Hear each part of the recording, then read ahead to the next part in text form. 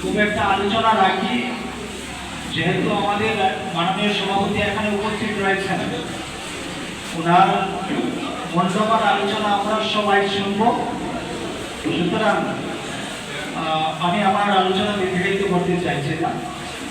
আমরা প্রতি বছরের ন্যায় এই বছর গোটা রাজ্যে যারা মাধ্যমিক এবং উচ্চ মাধ্যমিকে যারা উত্তীর্ণ হয়েছে প্রত্যেক ছাত্রছাত্রীদেরকে তাদের উৎসাহ দেওয়ার জন্য একটা সংবর্ধনা অনুষ্ঠানের ব্যবস্থা করে থাকি। এইবারও আমরা সারা রাজ্যব্যাপী সকল ছাত্রছাত্রীদেরকে আমরা উৎসাহ দেওয়ার জন্য একটা সংক্ষিপ্ত আকারে অনুষ্ঠানের আয়োজন করে থাকি। তারই অঙ্গ হিসেবে আজকে এখানে এই অনুষ্ঠান। তো আমারও সৌভাগ্য হয়েছে এই অনুষ্ঠানে উপস্থিত থাকার জন্য। সত্যিই খুব ভালো লাগছে, আমার সত্যি আমার আনন্দ লাগছে। আমি যেটা লক্ষ্য করেছি যে মাধ্যমিক এবং উচ্চ মাধ্যমিকে যে ফলাফল হয় তার পাশের যে সংখ্যাটা থাকে ছেলেদের থেকে মেয়েদের সংখ্যাটা বেশি থাকে, যার কারণ এখানে বলে গিয়েছে আমাদের অসুবিধা। এটি হচ্ছে মূল কারণ। আমি আর সেদিকে ব্যাখ্যা করতে যাচ্ছি না।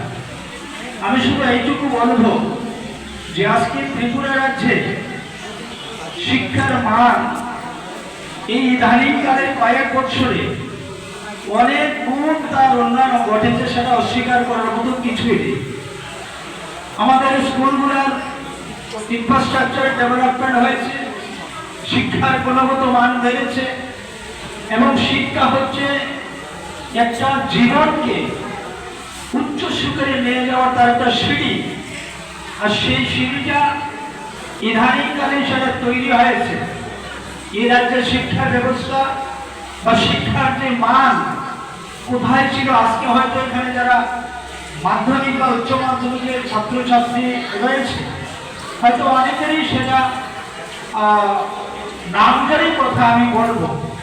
কারণ আমরা সে আজকে থেকে 15 বছর আগে বা 20 বছর আগে আমাদের রাজ্যের যে শিক্ষা ব্যবস্থাটা ছিল তার যে মানটা ছিল সত্যি এটা খুব করুণ অবস্থা ছিল, অস্বীকার করার মতো কিছুই নেই।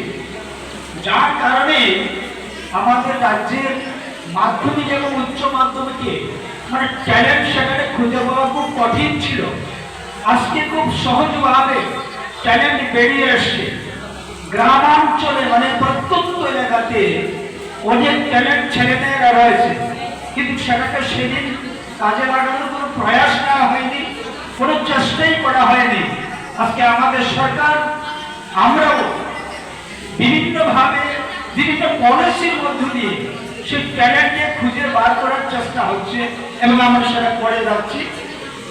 তারপর থেকে আমরা দেখছি যে গ্রামীণ এলাকা থেকে যেমন শহর এলাকা থেকে বেরিয়ে এসছে, গ্রাম থেকে বেরিয়ে এসছে অনেক ট্যালেন্ট মাধ্যমিক উচ্চ মাধ্যমিকে ভালো ফলাফল করছে।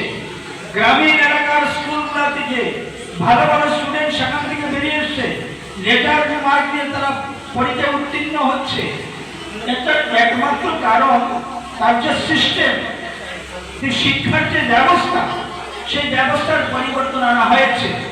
আর আমরা সেই ব্যবস্থার পরিবর্তন আনতে পেরেছি বলে আজকে অবস্থার পরিবর্তন হচ্ছে। সেদিন মেম্বারশিপ করিয়ে দেওয়া হতো 1 টাকা দিয়ে, মানে 1 টাকা দিতে হবে। আমি অনেকদিন স্কুল থেকে আমি পালিয়েছি, সেই 1 টাকা দেওয়ার মতো ব্যবস্থা আমার ছিল না, আর সেই মেম্বারশিপ নেওয়ার আমার উদ্দেশ্য ছিল না। তো আমার মতো অনেকেই কিন্তু সেদিন মেম্বারশিপ নিতে বাধ্য হয়েছিল এবং সেই মেম্বারশিপ হাতে ধরিয়ে দিয়ে বলা হতো যে মেম্বারশিপটা যত্ন করে রাখবে। কেন? যে তুমি যখন উচ্চ মাধ্যমিকে উত্তীর্ণ হবে বা তোমার গ্রাজুয়েশন যখন কমপ্লিট হবে তখন তোমাকে আর ভাবতে হবে না, তোমার একটা চাকরি জোগাড় হয়ে যাবে। সেই আশায় বুক বেঁধেছে ক্লাস 6, ক্লাস 7, ক্লাস 8 এর স্টুডেন্টরা যে মেম্বারশিপের শিখতেই আমার ভবিষ্যৎ গঠন করে দেবে। পড়াশোনা যাই হোক যেভাবেই হোক, কোনো রকমের যদি আমি উত্তীর্ণ হয়ে যেতে পারি, পাস করে নিতে পারি, তবেই হয়ে যাবে। মা বাবাও সঙ্গে সঙ্গে আশায় বুক বাঁধেন যে আমার সেই সন্তানটা, আমার সেই ছেলে, আমার সেই মেয়েটা মেম্বারশিপ নিয়েছে, এইবার সে এই মেম্বারশিপের দ্বারাই তার ভবিষ্যৎ নির্মাণ হয়ে যাবে। আমাকে আর তেমন একটা বেশি ভাবতে হবে না, কোনো প্রাইভেট মাস্টার ধরতে হবে না, তাকে নিয়ে আমার আর ভাবতে হবে না। এই যে মানসিকতা ঢুকিয়ে দিল মনের মধ্যে, মানে ছাত্রটার মধ্যে, ছাত্রীটার মধ্যে, অভিভাবকের মধ্যে, সেটাই হয়েছিল সেদিনকার একটা সর্বনাশের মূল কারণ। এই মেম্বারশিপ জীবন তৈরি করে দিতে পারবে না, এই মেম্বারশিপ ভবিষ্যৎ গঠন করে দিতে পারবে না, সেটা সর্বনাশ ছাড়া কিছুই ছিল না। এইভাবে এ রাজ্যের হাজারো লাখো ছেলে মেয়ের জীবন অন্ধকারের দিকে চলে গিয়েছিল, সর্বশান্ত মানে সর্বনাশ করে দেওয়া হয়েছিল। আর আজকে কি হচ্ছে? কোনো মেম্বারশিপ নয়, উৎসাহ দিতে হবে, তাদেরকে পুরস্কৃত করতে হবে, তাদেরকে অ্যাওয়ারনেস করতে হবে, যার ফলে আজকে ভালো ভালো স্টুডেন্ট বেরিয়ে আসছে বা যার ফলে আজকে ট্যালেন্ট বেরিয়ে আসছে।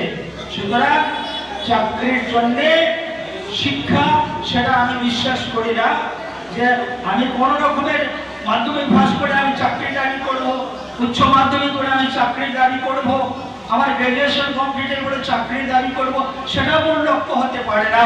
মূল লক্ষ্য হবে যে আমি একটা ভালো শিক্ষায় আমি শিক্ষিত হব, জ্ঞান অর্জন করব।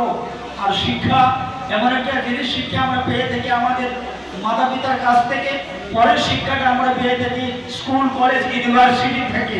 তো সেই শিক্ষার মধ্যে দিয়ে আমাদের চরিত্র গঠন করতে হবে, চারিত্রিক দিক দিয়ে আমাদেরকে সুন্দর করে সাজিয়ে তুলতে হবে। তো আজকের এই আলোচনা থেকে আমি এইটুকু বলবো যে সেদিনকার মেম্বারশিপে এই রাজ্যের হাজারো ছেলেমেয়ের ভবিষ্যৎ ধ্বংস করেছিল, আর আজকে আমাদের শিক্ষা ব্যবস্থার মধ্য দিয়ে লাখো হাজারো ছেলেমেয়ের ভবিষ্যৎ আমরা নির্মাণ করে দিতে পারছি এবং আগামী দিনে সেটা আরো অনেক জন আমরা নিয়ে দিতে পারবো, সেটা আমার বিশ্বাস হয়েছে।